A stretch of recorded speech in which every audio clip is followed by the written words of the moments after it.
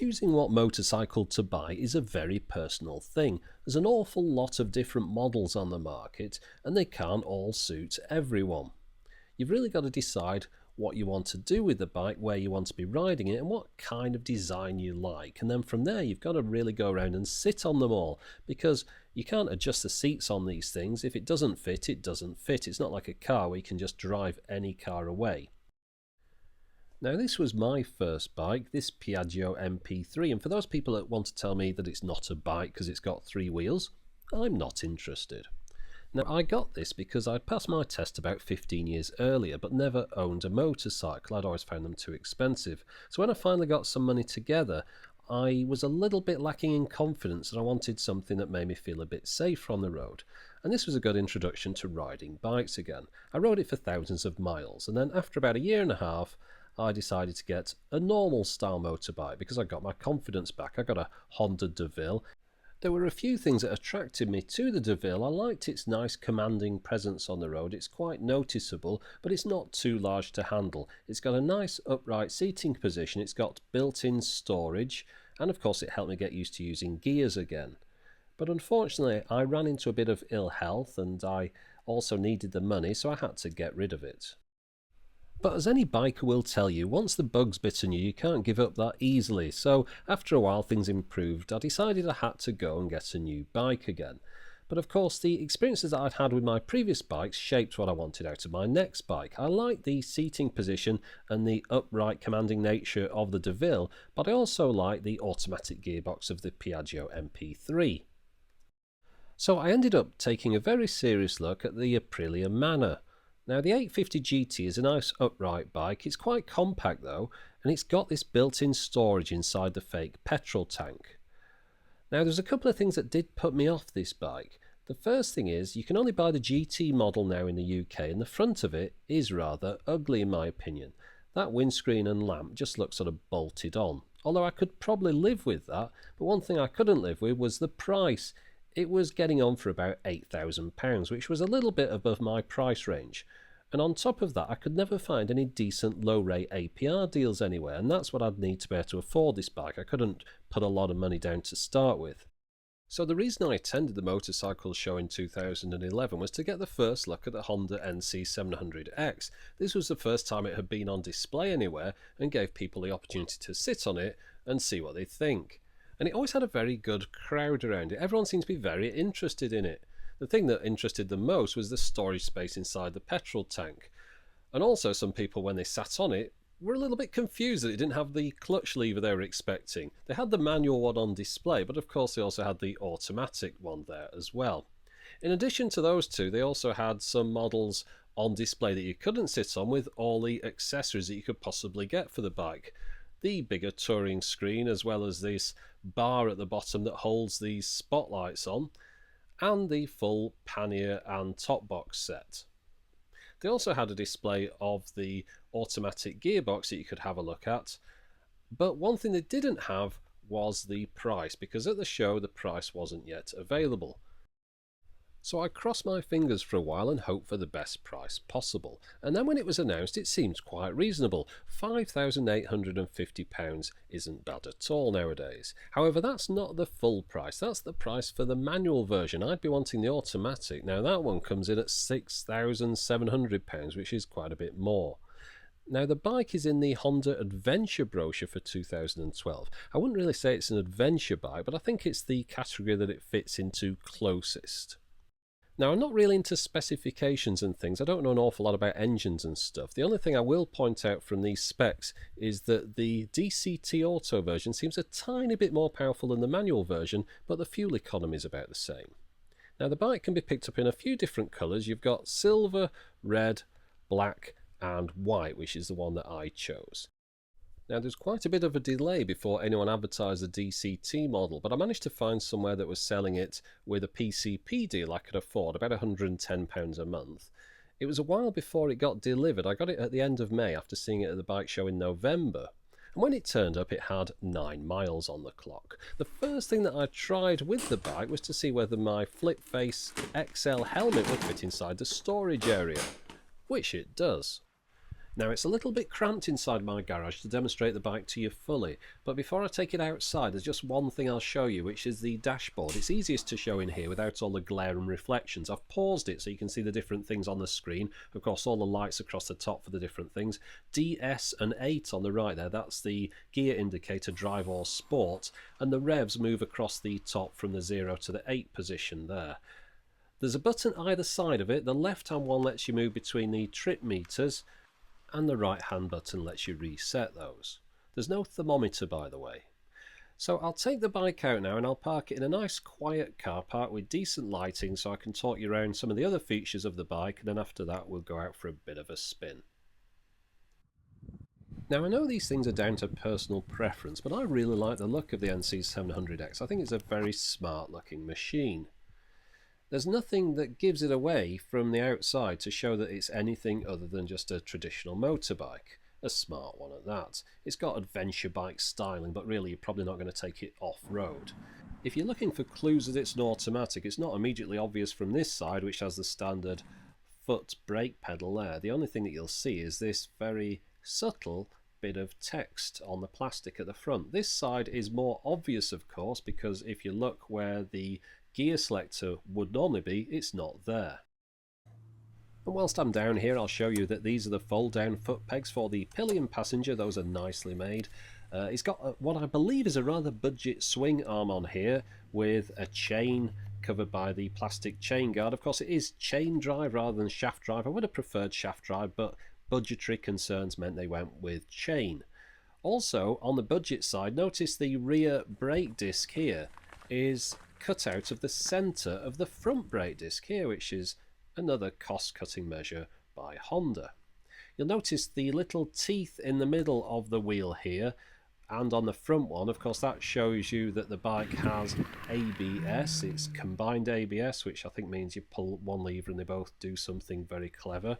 There's the radiator of the bike, which is perhaps a little bit exposed. I'll just bring the camera down now so you can see the ground clearance, which is quite good. It's got a side stand rather than a centre stand, which would be an optional extra. And it's got a very low centre of gravity, which when you look at the skeleton of the bike, it's quite obvious why that is. Everything's down very low, which means it's very easy to manoeuvre at slow speeds.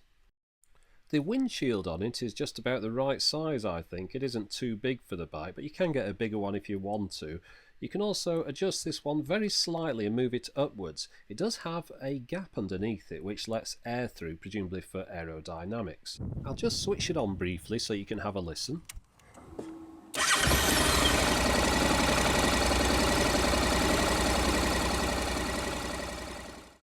So I'll just go through the different controls on the handlebars here and explain how those interact with the automatic gearbox. So first off, the lights are always on, but you can knock them into high beam or flash them by pressing down. You've got a hazard warning light button there.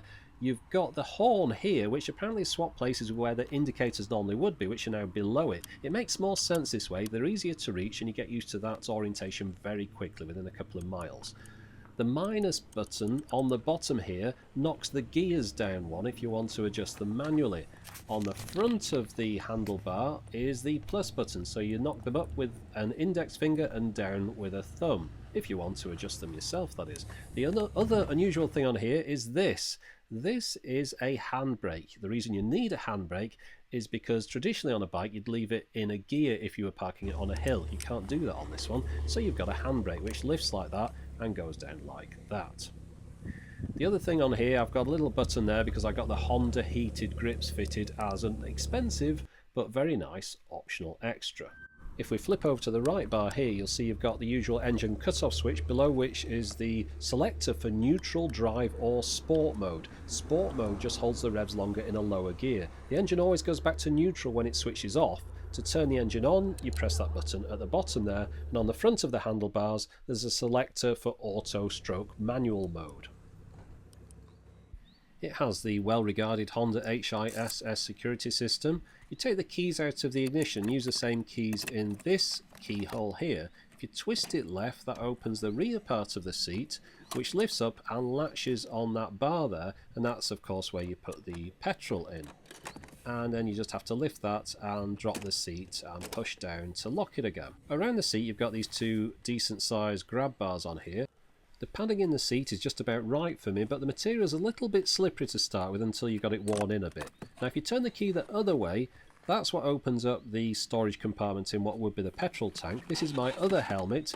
It's a Schubert J1. This is an XXL helmet and that fits inside there. You've got a tool bag there held in by rubber bands. At the bottom of there's some sort of secret compartment that I never plan on opening up because I'm not that kind of person.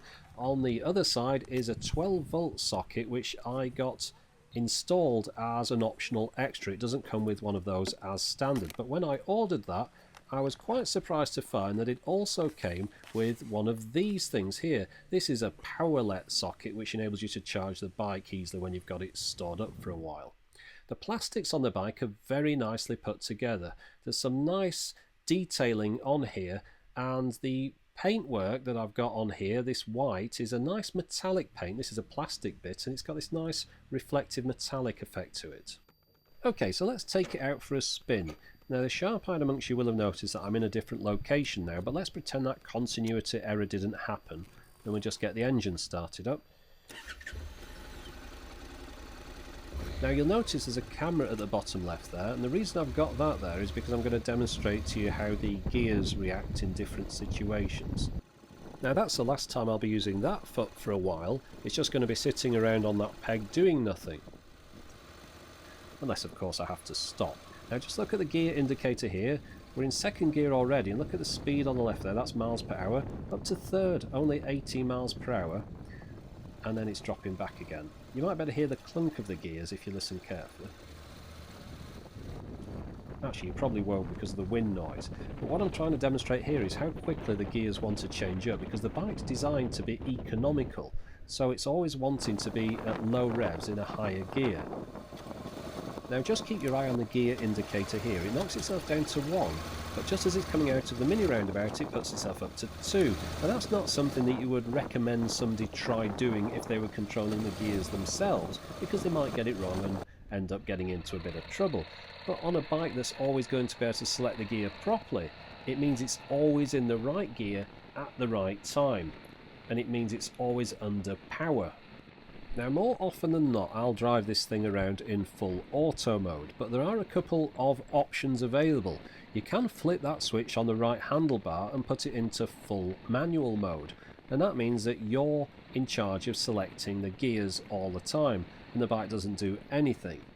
There is a third option, and whilst you're driving along in auto mode you can flip either the down or the up gear switch to knock it up or down into the next gear, and it will stay there until you either accelerate or decelerate, and then it will bring itself back into auto mode.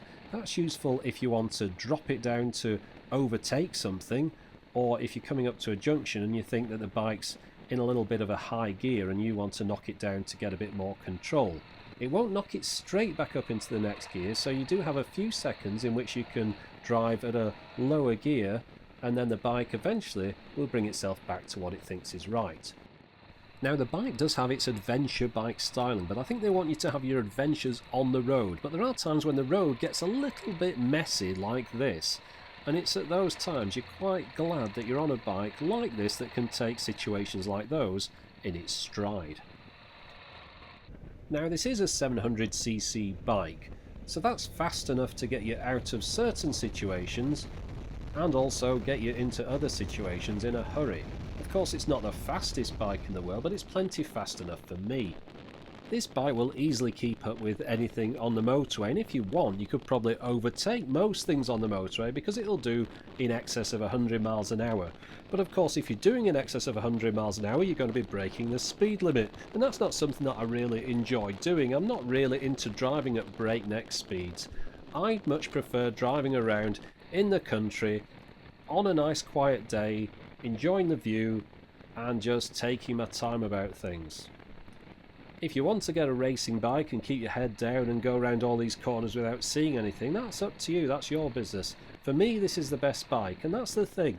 There are people that like different kinds of bikes, and I hope these comments to this video aren't going to be full of people saying I should have got this bike or I should have got that bike, all that kind of trolling stuff. If you see any comments like that, just vote them down and they'll vanish, because really Everyone should always get the bike that they prefer, not the one that someone else thinks they should get. After all, you're the one that's going to be riding it. Whether you want a 125, a monkey bike, a scooter or whatever, that's entirely down to you. But for me, I think this is the perfect bike and I'm going to be hanging on to it for a long time. So there you go, that was my extremely one-sided look at the bike I've bought, the 2012 Honda NC700X. But no matter what bike you ride, if you see me out on the road, give me a nod of the head. But for the moment, thanks for watching.